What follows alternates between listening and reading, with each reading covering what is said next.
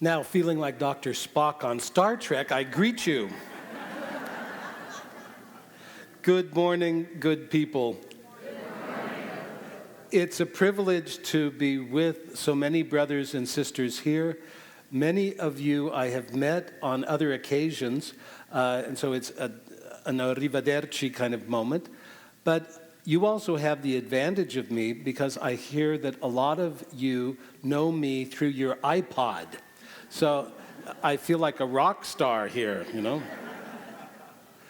When the members of the organizing committee for the Quinquennial Congress asked me to come and speak to you, the topic that they asked me to address is that of who we are, the question of identity, and specifically how the secular Franciscan order fits into the picture of the bigger Franciscan family. So in the next hour or so, what I would like to do is give a kind of summary, and it's a very quick summary, of some of the major events in the history of our family in which we have mutually shaped our identity. For those of you who were history majors, there will be some names and some dates, but it will all be loaded on the website, so you don't have to write it down right now. And unless the general minister in Carnita says differently, I don't think there's a final exam on this. I've also developed it in such a way that I hope it can serve as a resource for you in the fraternities, that you could use this for formation. And thanks to Jeff Campbell and Tau Publications out there, I hope that much of this will be republished in a more accessible form as my old book, The Franciscans, which was published by Liturgical Press, has gone out of print, and I'm working with Jeff on getting it back into print. So a lot of this is simply taken from that book, which some of you know. The overall approach that I would like to take, and I would like you just to keep it in mind as we begin, is that we can't tell the story of one branch of the order without telling the story of the other branches. We are a kind of interactive family, and what one part of the family does influences the others. So at sometimes the presentation may seem a little bit confusing. Don't worry about that. If it seems a little confusing, it's because we are. If we were doing the history of the Society of Jesus, this would be quick and clear.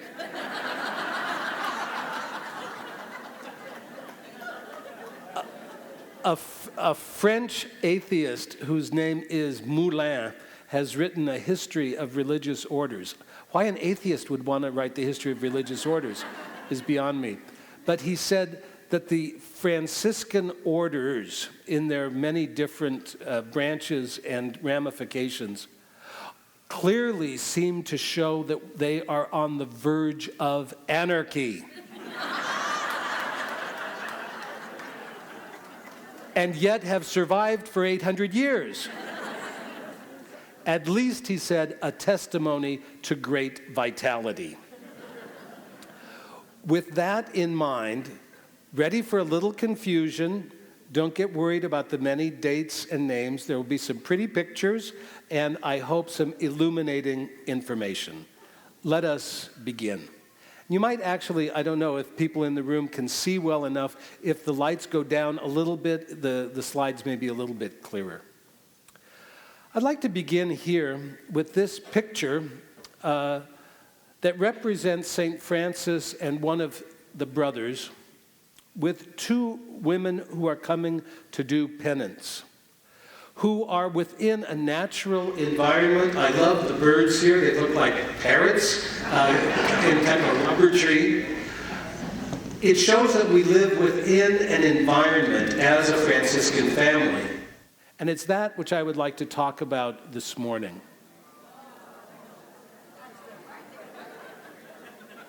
And I will talk about it in just a moment, but okay. How many Franciscans does it take to change the lights?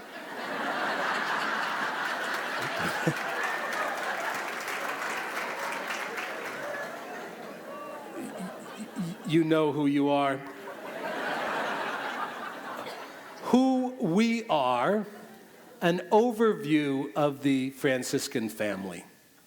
The place of the secular Franciscan order, so we kind of see the place that the seculars inhabit within this broader environment. And more generally, what about the other groups that belong to the third order tradition beyond the secular Franciscans? And here we can only touch on some. I love the variegated birds down here because we are so diverse. And for that reason, I think very beautiful. This is one of the famous founding documents of the life of the brothers and sisters of penance. It's the early version of the exhortation to the brothers and sisters, and this is that great early manuscript from Volterra, from the Guarnacci Library, of the first version of the letter to the faithful, the earlier exhortation. These documents that ground a tradition of Francis and brothers and sisters who wish to follow an evangelical or gospel form of life by living in penance. These documents from the early days of the Franciscan movement show us how all of us have a common root in a tradition of penance within the church. That's where Francis comes from. That's where Clare comes from. That's where the brothers and sisters of penance come from. It is this desire to be converted to the gospel, or Francis would say, to do penance. The Franciscan family, as it grew over the years, is in fact an entire family of penitents. All of the members of the family share in that charism. And we are brothers and sisters, men and women, lay and religious, married and single, contemplative and active. So that if someone asks us, are Franciscans contemplative? What do we say? Yes. Are we active? Yes. Do you have men? Yes. Do you include women? Yes. Do you have Protestants? Yes. Actually, there's those Anglican Franciscans. There's a Lutheran Brotherhood, the Society of St. Francis. There are Anglo-Catholic, Roman Catholic. There's an interesting variety of Franciscans around the world, and I even meet ecumenical Franciscans. Are you missionaries? Yes. Are you intellectuals? Yes. Are you housewives? Yes. Are you engineers? Yes. What aren't you? Organized? Okay, all right.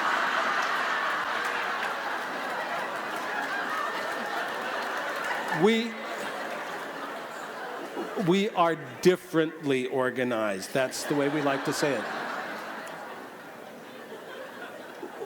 One of the beauties of the Franciscan gift to the church is precisely this inclusivity. We are not defined in the way that many other families within the Christian tradition are defined. That because we are all embracing, we pose a kind of question and a challenge to the way that the church is often organized in other groups, but we also offer a sign of hope because we show that it's possible to live over many centuries in a way of life which may seem difficult for others to understand, but which we somehow intuitively get because we live within the environment. A common form of life that we define in all of our variety as living according to the holy gospel of our Lord Jesus Christ. If there is anything that binds us all together, it is this commitment. This is the great innovation of Francis, Clare, and their early companions, even before the formation of the orders as we know them today. This was, and I've said it on tapes and other places, a new model of Christian life in the church. This was a great innovation and remains one today. It is based on the way of life of Jesus and the disciples before Pentecost. Whereas almost every other form that organizes Christian life in the church is based on the life of the apostles in Jerusalem after Pentecost. We are, if you like, the pre-Pentecostal church. That doesn't mean we're without the Holy Spirit, but it means we're with the Holy Spirit in the form of the dove at the baptism, not just the form of the tongues of fire in the upper room. We are those who wish to follow more closely the footprints of our Lord Jesus Christ, but doing so in the way that those early men and women who followed Jesus did, not in the way that the church was organized under Peter and James and John in Jerusalem. It's quite a different model. And that's one of the things that makes it possible for us to be inclusive as the very surprising community of Jesus and the disciples that traveled around from place to place through Galilee over into Samaria and Judah, and quite different from many other models of organizing life in the church today. So sometimes we stick out like a sore thumb, but we're the sore thumb that's important as a sign of hope, especially for other people who don't always fit with the structure of the life of the apostles in Jerusalem, the other predominant model. We are a family with many members. We are the brothers and sisters of penance, or the penitents. And I'm not going to get into the business of the numbers. Father Raffaele Pazzelli, of course, would tell us that the third order is the first. And then the poor sisters or poor Clares could claim actually to be first, because when Francis was building San Damiano, he was prophesying the arrival of this women's community for which he was building before there was ever a friar or a penitent on the scene. Or maybe the friars could be first, but I'm putting them last out of humility. And that got a laugh. All right, the lesser brothers. This is something that we know, but is hard for other people to understand. The first order, if we want to use that language, does not exist in any form as a single thing. It, like the Trinity, must have three branches in one order. And this is the short version. You don't, excuse the pun, but there's a lot more history behind this. Let's just say if you take a snapshot, between 1517 and 1522, you get three major varieties of friars minor: observant, conventual, and Capuchin. Now, there's lots more detail that could go with that, and I'm not going to say which is real and which is not. It is the fact that we live with this kind of diversity, and attempts even to get the friars to unite to form a single body simply don't work very well, at least the last 500 years. 1517, you'll remember something else very important happened. It's the year that Martin Luther started the Protestant Reformation, posting the theses on the castle door at Wittenberg. And my Italian friends tell me it was the year the mafia was founded. No connection. These groups, and this is the long version of the story, each of these, in fact, had other subdivisions over subdivisions and reforms of reforms, so that we get Reformed, Alcantarine, Recollect, Coletans, you name it. Every Franciscan century has had at least one major reform. And that continues to be true today. We have lots of Franciscan reforms going on in the United States and around the world today. If we look at the history of the poor sisters or the poor Clares, even though we tend to think that maybe their history is more peaceful, there's a lot of diversity there. There are several major branches of the poor Clares: the Order of St. Clare, the OSCs, the Poor Clare Collatines, the PCCs, the Capuchin Poor Clares, Las Capuchinas, the Poor Clares of Perpetual Adoration, and the Sisters of St. Clare, who follow the rule of St. Clare but are active life. Even among the Poor Clares, there isn't one size that fits all. What about the brothers and sisters of penance? This is going to be the part of the family that's very organized and uniform, right? From very early, and I wouldn't put a date of 1221 on this, but maybe 1222, we already see two major tendencies within the brothers and sisters of penance. Those who are living in their own homes, usually identified later as the third order secular, and others who are living as hermits or forming communities that later become the third order religious or regular. My good friend, Father Mike Higgins, the Minister General of the T.O. Orfriars, has written a lot about this very interesting history. And since Father Armando is here, he can tell him I gave him some publicity. What we're going to see in the rest of the presentation is how this dynamic really affects the history of the seculars as well as the religious following the third order rule. This will be an ongoing point of growth and development and sometimes of confusion. What are the similarities and differences between the lay and the religious expressions of the third order charism? Those living in their own homes are married or single. They have regular prayer at their fraternity meetings as well as in their homes or with their families. They have their own property and very often use this property for the purposes of promoting charity. They contribute to charitable works and frequently found charitable or social service institutions, and they often leave charitable endowments in their wills. This expression of the third order tradition is at the basis of many of the modern healthcare and educational systems in Western Europe, in the Americas, and in Catholic parts of Asia and Africa. Those who are living in common, at least during the time that they are members of the community, and sometimes this is a temporary commitment, observe a vow of celibacy.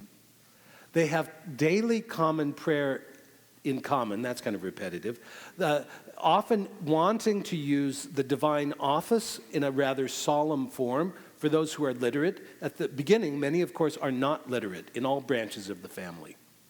They have no private property, but frequently pool their resources to have property together, very often for a charitable purpose. Some are dedicated completely to a contemplative life. We have lots of quasi-religious members of the third order tradition who live as solitaries, very often exemplary people who are known as people who are spiritual directors for people out in the wilderness. Some are also involved in very demanding forms of service to the poor and the sick, especially in hospices, hospitals and other structures for welcoming pilgrims, or we would say the homeless poor, for the sick, for those who are in some kind of difficulty. This has been a characteristic of both sides of the third order tradition from very early. But we should remember that we also have some very unusual examples of the third order tradition on the secular side who deserve to be better known. Here's one of my favorites that I'm working on right now, Blessed Ramon Llull. He's nearly a contemporary of St. Francis from 1232 to 1315 at Mallorca, now part of Spain, at that time a new part of the Kingdom of Aragon. It was the genius of Blessed Ramon Llull to combine the Franciscan charism with a life of great dedication as a layman. He's married. His wife's name is Blanca Picañi. They have two children, Dominic and Magdalena. He's an educator. He's a writer on the theory of Christian education on a worldwide level. He had the ear of several popes and tried to get them to enact reform in university education, with some success. He develops brand new techniques of evangelization. For example, for those who wanted to go on the missions among the Muslims, or as St. Francis would say, among the Saracens, what about actually founding schools for the study of the Arabic language so that you could read the Quran, talk about it intelligently, and discuss with Arabic scholars what they actually believed.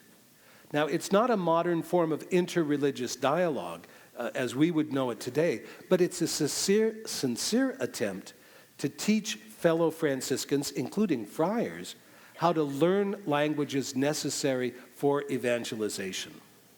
He writes very important texts on Franciscan contemplation and prayer, like the Book of the Lover and the Beloved. He's also credited with being one of those who invented an early form of the computer, the computational wheels of Ramon Lull, which now I understand is actually a computer game. Who knew? And don't start Googling that quite yet. Franciscan, secular, and religious. The brothers and sisters of penance follow the example and the teaching of Francis, and from 1221 on, or whenever the Memoriale Propositi starts, there is one rule pretty clearly with two branches or two expressions. The fraternities of the Catholic laity, of the Third Order secular, and the communities of Catholic religious, of the Third Order regular or Third Order religious tradition. That really seems to be part of the identity of the Third Order from very early on. Who are the tertiary or Third Order religious? And there's great variety here. Some of the early examples that we see are communities of women tertiaries in France and Germany as well as Italy. Originally groups who joined voluntarily to follow a Franciscan inspiration without any official church structure or norm other than following the rule of the brothers and sisters of penance. In Belgium and Holland, these groups were particularly attractive to women who had been part of Beguine communities. Now, you may know that Beguines at first were well accepted. Later in their history were looked on with suspicion that maybe they were heretics. How could a bunch of women live together, support themselves, pray together, and not be heretics? You know, that was deep, deep fear because they had no male superiors. And they were not nuns. They were not officially members of any religious community. They were very often widows and unmarried young women who voluntarily lived a gospel form of life in community. They adopted the rule of the Third Order when it was promulgated by Pope Nicholas, in part so that they would have some protection. They come under the Franciscan umbrella so that they can avoid the suspicion that they are heretics. These communities of women tertiaries, they're independent, that is, they're not under some general superior. They are not cloistered. They move in and out freely in their society. They're dedicated to apostolic work among the poor and the sick, funded by the work of their own hands, frequently in cloth manufacture and the making of fine lace. What I want to emphasize here is that many of these communities are not what we would consider exactly religious. But they wouldn't be considered in their day as exactly lay people either. What are they? They're lay people who form a community with a dedication to follow a rule, but they don't live in a monastery, and they don't have an abbot. So who are they? They are this new expression of a form of Christian life. St. Elizabeth of Hungary, or of Thuringia, is one of the great inspirational examples for many of these women's communities. I love this picture of her, and even more the name of the artist, the master of the drapery studies. I mean, she's got 5 loaves of bread there. Oh, she's got 6. She's passing those out, and she's got a great-looking drapery there in her cloak. This idea of a lay woman dedicated to the Franciscan way of life, who is an example of charity and care for the poor, is very attractive. She was considered a model by many of these in-between women's groups, lay and religious. They have characteristics of both. In 1228, the year that St. Francis was canonized, she had already made a profession of life to renounce the world and her own will, to distribute her goods to the poor in founding a hospital. The Elizabethines, or hospital sisters, or Grey sisters, in the 13th century follow her example. They found and lived near hospitals in Germany, France, and Belgium. The fact that they work with the poor means that they are not religious. It's an interesting category. The only true religious at this time are those who lived enclosed in women's monasteries. They were a new category. Women who lived in community and did social and apostolic ministry. That was really unheard of. And some people thought quite dangerous. But this example actually lives on, and even here in the United States. The example of the Dillingen community. These are the members of the current General Council, just taken off of their website. In 1241, a group of these women, inspired by St. Elizabeth's example, start a community at Dillingen in Germany. They later will adopt the rule of the Third Order by Pope Nicholas. And today, there are still Franciscan sisters in Dillingen, Germany, and in the U.S., in Hankinson, North Dakota, still following that primitive form of the Third Order rule for women. So these things were not just temporary. Many of them have existed for centuries. Another example, and another great patron of the Third Order, of course, is St. Louis, King of France, Louis IX. His example is a different one. Not someone who was drawn to join the religious life, but rather drawn to live the Franciscan way of life as a layman and as a statesman. He's a tertiary, a Franciscan, who follows the way of penance in his own home. Now, in his case, that was a pretty great home. But he's not a member of a religious community of men. He has a family. He has children. And he's very concerned. The letters to his kids are actually very beautiful. He has political and economic responsibilities for his subjects. He has a day job. He's King of France. But he voluntarily undertakes additional responsibilities. The responsibility of charity and the responsibility of penance, that is, of conversion. And of course, dies as a result of his commitment to the crusade, which was considered the highest form of penance. When we get to the time of St. Bonaventure in the 1250s and 1270s, when he was Minister General, we begin to see part of the unhappy story of our family. And that is the tension between the various branches. The friars themselves are growing in number, but are also growing in tensions, internal tensions about the direction that the order should take. What was the real intention of Francis in founding the order? Are we doing it right? Are we making too many concessions to the new times? Because of the great demands placed on him as Minister General, Bonaventure takes a policy that may seem surprising. He tries to get the friars to take their distance from the penitents, the brothers and sisters. He does not want the friars to have responsibility for the fraternities of the brothers and sisters of penance, nor does he want them to have fixed responsibility as chaplains for the monasteries of the poor clares or the poor sisters. What are they trying to avoid? Getting tied down. They want to stay on the road. They want to travel. The friars don't want to work with groups that are local people who are living in one place. They want to keep moving. But the popes will intervene again and again to insist that the friars must take responsibility for both the penitents and for the poor sisters. There's this back and forth love-hate relationship between members of the same family. We've mentioned already a couple of times the importance of Pope Nicholas IV.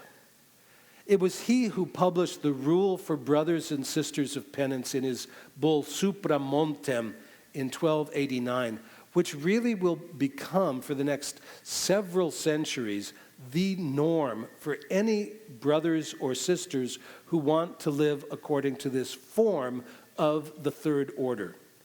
Very important for the way that he organizes the life of the fraternities and the name that he gives. It is here that we start to hear the language of Franciscan tertiaries. It's Nicholas IV's term. I don't think he invented it, but he uses it and makes it official. Now, he does not speak of religious vows when he's promulgating this rule, but we'll see the tendency. He describes a life that really resembles the life of a religious community, rather than fraternities of lay penitents. There's always going to be kind of this push to take the lay character of the secular order and turn it into a religious community. Very consistent. Here we have another example of this. Blessed Angelina of Marciano or of Monte Giove from the late 14th and early 15th century. Beautiful fresco from the monastery of St. Anne in Foligno, which was her home.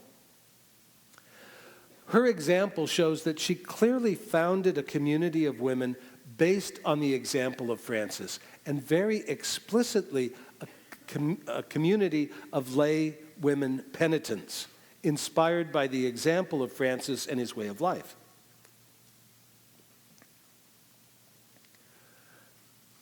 It began as several communities of lay women and is eventually organized into a centralized order as this group becomes more and more a community of religious who want to take vows, and eventually have a superior of all of the communities with the name of minister, ministra, feminine form of minister, as the minister general of the entire community. Something that provoked a lot of reaction. How can a women's community have a ministra instead of a ministro? You can ask Incognita about that. They become a religious community. The shift, once again, from a lay community to becoming a religious community, and they take vows. Vows of poverty, chastity, and obedience. These sisters, the Angeline, still exist in Italy today. So these communities have endured over time. Pope John the 22nd, bad pope. If you remember nothing else from this lecture, Pope John the 22nd, bad pope. It's he who got unhappy with the last of the Franciscan spirituals, who were a little wacky. They thought that St. Francis was the angel announcing the end of the world in a kind of an exaggerated way. These are the people in The Name of the Rose by Umberto Eco. John the 22nd got tired of the dialogue with them and burnt them at the stake in the public market of Marseille, giving a whole new expression to French friars, I suppose. But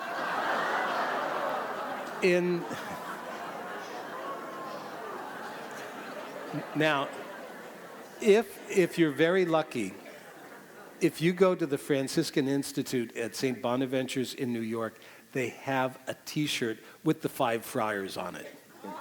Rather cool. He also has an important role in the legislation governing the Third Order. And I'm not sure it's a very positive development. He recognizes that these vows of poverty, chastity, and obedience that were being made by some tertiaries are becoming more and more popular. So that if your local fraternity has a group of women and a group of men who begin to live more like religious, at this time in church history, that gave you an advantage. It got you greater respect. It got you greater protection, sometimes from civil authorities. It was a desirable thing, and many communities went in this direction. So he's recognizing that. It was opposed at first because these communities of penitents did not fit the classic definition of religious, who were generally cloistered and living a monastic form of life. But John the 22nd gives them approval in 1323, and he recognizes really that the third order has a dual character. In this, perhaps, he was just being realistic. The tertiaries, and this is the common term that's used now, included those lay men and women who live in their own homes. This is the classic definition of the seculars. And it includes tertiaries who live in community making religious vows, but professing the same rule. So he's observed this, and certainly other people have observed this as well. What he does is simply set it up in legislation that both options are possible. These developments might have continued without too much interruption were it not for the great events of 1349 and many other years, with the coming of the Great Plague, or the Black Death, to Europe. Picture your local fraternity, or your local parish, your local friar community, your local town. And in some parts of Europe, between 70 and 80% of the population died within a year. So think of your hometown. Let's say you've got, 80,000 people living in your town. A year from now, there would be 20? Less than 20,000. In terms of your fraternity, most of the members would be dead. The few that remained are those who are going to build the history of the fraternity and the order after 1349. This is a picture of penitents and volunteers who are digging graves. This person, to me, looks like he is dressed as a penitent. Can you see they're digging the grave here? This was, of course, one of the great works of charity at this time, to bury the dead. These people are all carrying coffins to provide burial for the dead as these people are down here digging. It was an immense disaster for society and for the church, for the Franciscan family as well. There were huge losses of life because of the plague. And there's great confusion because at the same time, the great Western schism has put up 1, 2, and eventually 3 different popes in different parts of Europe struggling for allegiance. Both the confusion and the loss of life lead to kind of the disruption of the ordinary lives of the fraternities. By 1385, the friars are trying to make a statistic of who is left in the order after these recurring events of the plague. It keeps coming back in different towns, in different countries at different times. In 1385, there were only 244 fraternities left in all of Europe, which means there was a real loss. The greatest number were in Italy and the Orient. The Orient here means the Middle East. There were 23 in Spain, 29 in France, 37 in Germanic countries, and 8 in the British Islands. So they were kind of counting what was left after the ravages of the plague. Not much. But in the 15th century, as either the plague subsided and there was greater resistance to these diseases now in Western Europe, we start to see organization and expansion. We have communities now of enclosed, contemplative tertiaries. These are almost Poor Clare third order members. Very unusual, but an interesting response to the plague. Enclose yourselves and avoid contact with the sick. In the 15th century, many of these communities, primarily women's communities, accept solemn vows, strict enclosure, and actually become Poor Clares. So there's a boom in number of poor clerks and a decrease in the number of penitents.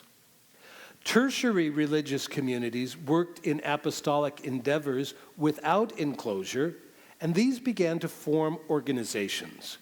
They called them federations, congregations, or chapters, each community having its own autonomy, but you form a kind of union in which each community had a vote and you had some kind of a central council.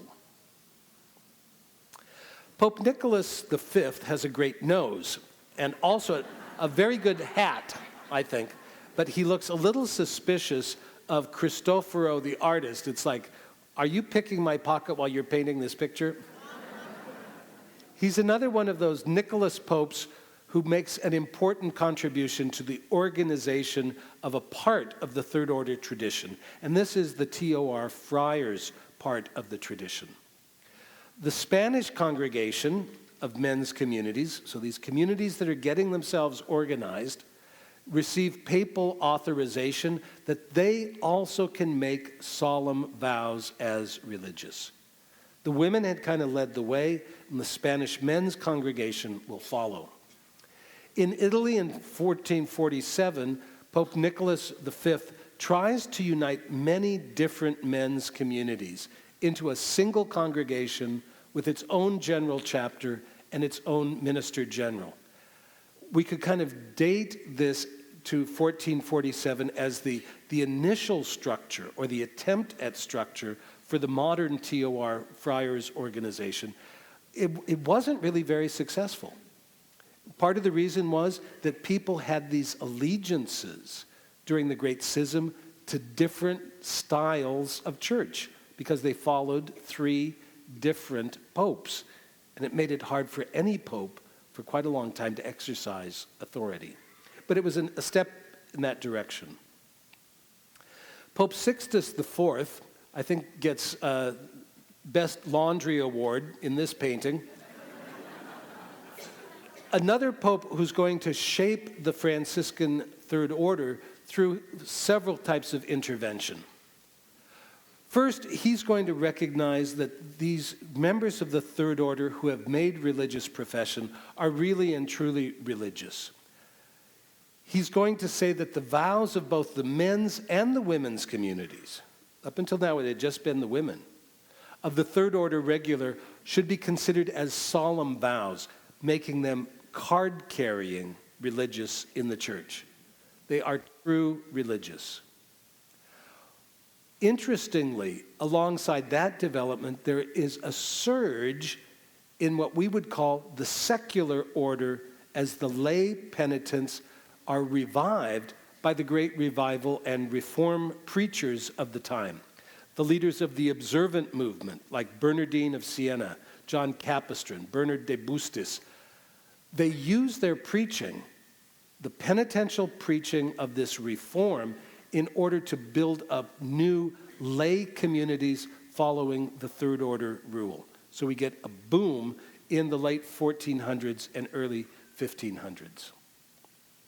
So much so that by the middle of the 15th century, the Dominican, St. Antonine of Florence, talks about the tertiaries of two kinds that he saw in Italy during his lifetime. The Dominican tertiaries, his own brothers and sisters, he said, are relatively few, and they include more women than men. But those under the habit and rule of the Third Order of St. Francis, he said, are numerous, both men and women. And very interesting, still with this difference. Some living as hermits, others as hospitalers in the service of the poor and the sick. Still others grouped in congregations. So he recognizes the diversity within the Third Order at his time. Julius II, the nemesis of Michelangelo, in this painting by Raphael, looking like he just had bad spaghetti, but he's not particularly known as a pious man. He liked to spend most of his time with a plate of armor on and riding a horse. But he did have a concern for the Third Order tradition, particularly for the lay members of the Third Order. He wanted to change their way of dress. The traditional severe tunic and cord, which was the characteristic look of the Franciscan tertiaries up until that time, which means once you made profession, that was the way you dressed at your day job for the rest of your life. He thought it was too cumbersome for members of the upper classes, and even for working people, it was clumsy. So he changed it to a scapular, 2 long woolen panels covering the chest and the back with a cord that binds them together, but it could be worn underneath your ordinary clothing. This changes the character then of a kind of public view of your Franciscan profession to something that is a little bit more private and personal. Not because of this, but alongside of this, the Brothers and Sisters of Penance, the lay branch of the Third Order, booms, particularly in the realms under the authority of Spain. That included Naples, Lombardy, and Flanders, in Portugal, and in their territories in the Americas and Asia, which was a big, big part of the world, heavily influenced by Franciscan values and devotions. The Third Order laity almost exploded, in a good sense. The Third Order was considered chic for the upper classes. Now that you could wear your tuxedo to dinner and have your scapular underneath. Otherwise, you were in this great big gray robe sitting there at the cocktail party, and people said, "You shouldn't have that second champagne." So now it's a little bit easier to be a Franciscan and still go to the great parties. And it's an object of a program of mass enrollment of the faithful. The friars themselves very deliberately set out to try to get everyone of influence or importance that they knew to belong to the Franciscan Third Order. It was a great thing in many ways, but you could see the downside, that the commitment level maybe went down. But we get these great monuments to this time from 1586. There's an estimate made by the friars, looking back to 244 fraternities in 1380. Now in 1580, 100,000 tertiaries in Japan, the Philippines, and the Americas alone. Sometimes with excellent formation, sometimes very poor formation, but big numbers. This church, some of you will have the opportunity to visit, I hope. It's the Church of the Third Order in Aguascalientes, Mexico. And I just want to tell a little story that gives a picture of this part of our history. I was doing the general visitation of the friars, who have the templo, or the church, of San Diego, which would be approximately here. And the guardian said to me, "All right, this afternoon at 4 o'clock, you have the meeting with the brothers and sisters of the Third Order." And in Mexico, the word Third Order, Tercera Orden, is still very widely used. And so I went down into the front office of the friary about 4 o'clock looking for, I don't know if the council was going to meet with me or what. It was just a part of my visitation to have a fraternal visit with the local SFOs. And the guardian comes down and he says, "Well, why are you waiting here?" I said, "Well, I was waiting for the seculars to come." He says, "Oh no." He says, "We go to their church." This church was larger than the friars' church. And it was full. There were something like 800 people in the church, and the minister got up and apologized that some of the members were sick and couldn't come. And of course, there's with the scapular on the outside and the cord on the outside, very proud among the seculars in Mexico to wear the cord. And he explained to me that they were very proud to welcome me into their chapel of the local fraternity, which had been founded in 1620. So we get the sense of the impressive history of the Third Order in the Spanish and Portuguese colonies at this time. Very, very influential and important. Pope Leo X was famous for having a pet elephant named Hannibal, and for not paying much attention to letters that he received from a German Augustinian named Father Martin Luther. He was much more interested in elephant races. He'd put the cardinals on the elephant and make them run around St. Peter's Square. He thought it was hilarious.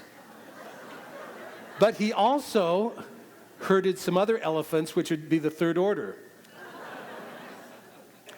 In 1521, he had already tried a kind of union, which ended up being a division of the friars in 1517, that year of the Reformation and the Mafia. In 1521, he wanted to get a common rule for all of the religious who followed the Third Order rule, both men's and women's communities.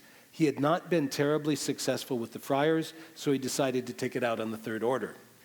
It was a moderate success. In that same time, in the mid-1500s, we have another expression of the Third Order life in the Elizabethines, or Sisters of Mercy. Franciscan penitent women who were free of the laws of enclosure, dedicated to hospital care, and therefore exempt by church and civil authority from the laws of enclosure. There were nearly 4,000 of them in France, Germany, and Austria. And here we see another great example.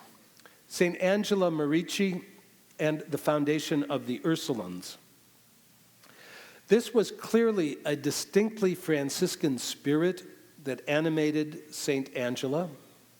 She wanted herself and her companions to follow the rule of the Third Order of St. Francis, but as a voluntary community of lay women penitents. She founded this company. She doesn't call it an order, but the Company of St. Ursula, and it only became a religious congregation long after her death. Once again, the nervousness of certain ecclesiastical authorities with a voluntary group of women educators following a Franciscan form of life. They must become religious sisters if they're going to survive. But among the men's communities, we also have some very interesting and inspiring examples. One that I like is called the Obregones. Some of these Franciscan groups we don't hear about very much. They're called the Minims, or the Least Brethren. They were in Spain and Portugal, dedicated to the service of the indigent sick.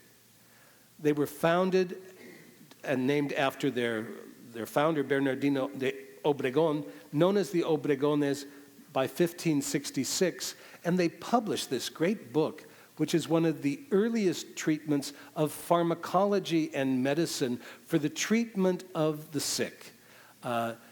It's not only a way to kind of organize their ministry to the sick, but a beautiful expression of the Third Order charism of how to take care of the sick in a way that would be considered scientifically advanced for their time. Here's Pope Paul III with his grandsons. We don't get to see these pictures very often today. Alessandro and Ottavio, who were fighting about who gets to be Pope after Grandpa. Paul III also intervenes in this kind of organization of the communities of the Third Order. Here specifically the TOR men's communities receive a set of directives from the Pope that shows how he viewed the Third Order tradition in his day. Clearly, there needed to be a rule for brothers who are living in community. So these are brothers living a religious form of life.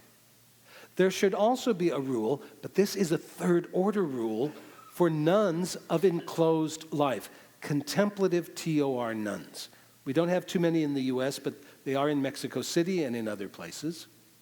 And a rule for lay penitents of the Third Order. But here, very clearly, after these other groups have been organized, those who are living in their own homes and those living as hermits and recluses. Pius V, here shown having a vision of the Battle of Lepanto, and another great nose in the collection of papal noses, is implementing much of the decision that was made at the Council of Trent over many years as this longest of all church councils affected the Franciscan family as well. He forbade women's communities which do not have solemn vows and strict papal enclosure. That's going to hit the Third Order women's groups. So from the 16th to the 18th century, the Franciscans' women's congregations are going to be almost all cloistered nuns. And they're not poor Clares.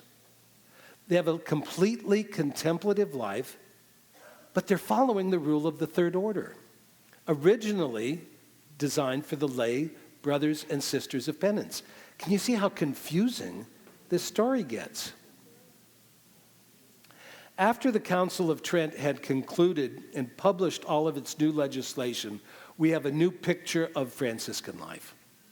The old communities of tertiary women, the Council of Trent decrees made most of them adopt strict enclosure, and many of them just kind of realized they would have to become poor Clares. What that did was left a whole field of Franciscan charity and social presence that was now empty. And the secular tertiaries find this a rich area of development as they pick up Franciscan forms of service which the women are no longer allowed to do. There's great enthusiasm in the 17th century in Germany, Ireland, and England for the Third Order, whereas in places like Belgium, it's only for aristocrats. In the New World, in the Americas in particular, we have the great institution of the Beatas, the tertiary women, many from Madrid, who come to Mexico at the invitation of the Franciscan Archbishop Juan de Zumárraga. They open a school for the instruction of native children, some of the first examples of educational institutions in the Spanish colonies. The 18th century, we know that there's the persecution of the church and religious. Napoleon outlaws the Third Order. Religious orders in Spain were suppressed, but tertiary fraternities, because they were lay, could continue. Italy's religious suppression was kind of avoided by many of the Third Order groups. They reincorporated using different civil names for their organizations, so they managed to survive. In the 19th century, we see more sympathy, even in those who were very hostile to the church. We see a certain sympathy for the Franciscan ideal. This is the Romantic movement. Joseph Gores, who publishes his book, Francis ein Troubadour. Stendhal, the great novelist, who speaks about his great respect for Francis. This sympathy, even in a very anti-clerical environment. Paul Sabatier, the great French Reformed pastor who writes the life of St. Francis, and is considered a founder of the Fourth Order, that is, those who love St. Francis but are not a member of one of the other three orders.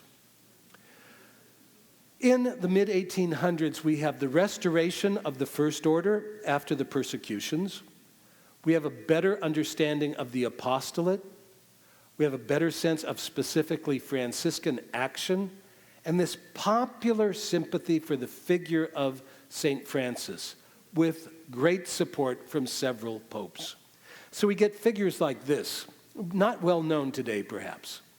Lady Georgiana Fullerton, an Anglican who converted to the Roman Church, became a novelist, or was a novelist already, wrote a beautiful life of St. Francis of Rome, the Francis with an E-S, and a number of other novels, using literature to express her own Franciscan commitment. And this is just a note from the archives of her estate. Pius IX, Pio Nono in Italian, that's a very apt name for him. He was the no-no pope.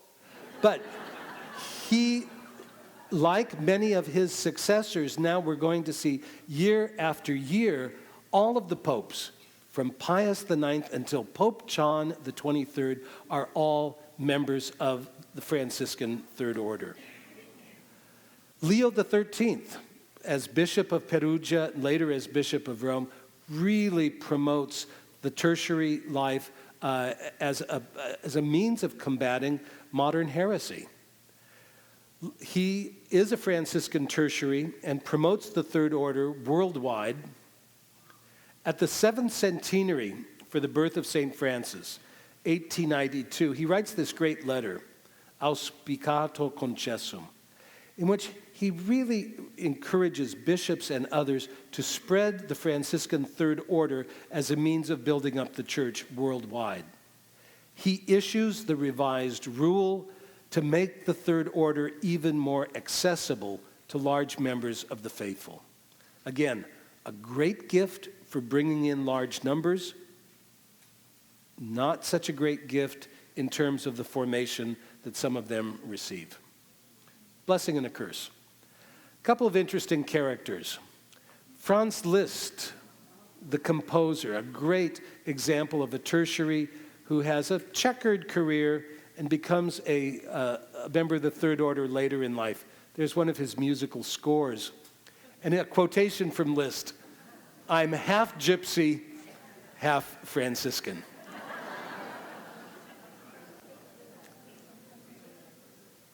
The revolutions from French Revolution onward really brought down the number of members in all branches of the Franciscan order. Spain, Russia, Mexico followed.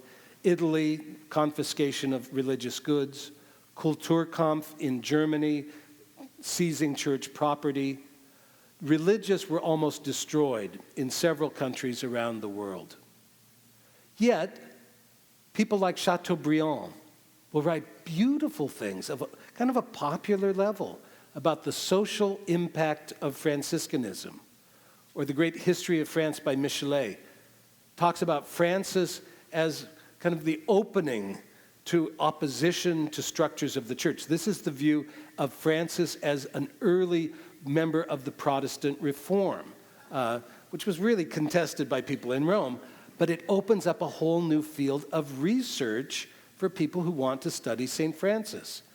Montalembert writes a beautiful book on St. Elizabeth of Hungary, talking about the religious and social work of Franciscans in the 13th century. So on the one hand, the church and religious communities are being almost exterminated, while literature is talking about the Franciscan ideal. Frederick Ozanam, a wonderful example, teacher at the Sorbonne, travels to Assisi, loves St. Francis. He starts translating early Franciscan texts, writes a beautiful book, The Franciscan Poets in Italy. He gets affiliated to the Friars Minor and founds the Society of St. Vincent de Paul. That's what he's most famous for, to encourage the active collaboration of the laity in the service of the poor. In this time, we still see Franciscan tertiaries who are active in political life. Gabriel Garcia Moreno from Ecuador, 3 times president of Ecuador, and a very devout Franciscan Third Order member, assassinated after his 3rd time in office. The Nobel Prize in Literature in 1945 shows how the Franciscan tertiaries in the world of culture were kind of led by Gabriela Mistral from Chile, poet, Nobel Prize winner, communist, staunch, card-carrying member of the Communist Party, converted by a visit to the Basilica of St. Francis in Assisi. Great poet. I studied her poetry and liked it even before I found out she was a Franciscan. Pope John the 23rd, a Franciscan tertiary, and someone who really renews the notion of the holiness of the lay vocation in the church, I think influenced by his own Franciscan background. Paul VI, of course, so important for the promulgation of the new rule of the secular Franciscan order. And though not officially members of the Third Order, the most recent popes have also encouraged our growth and development. And maybe we can only do what St. Francis asked us to do as we come up to our time. I have done what was mine to do, he said. May Christ teach you what is yours. Amen.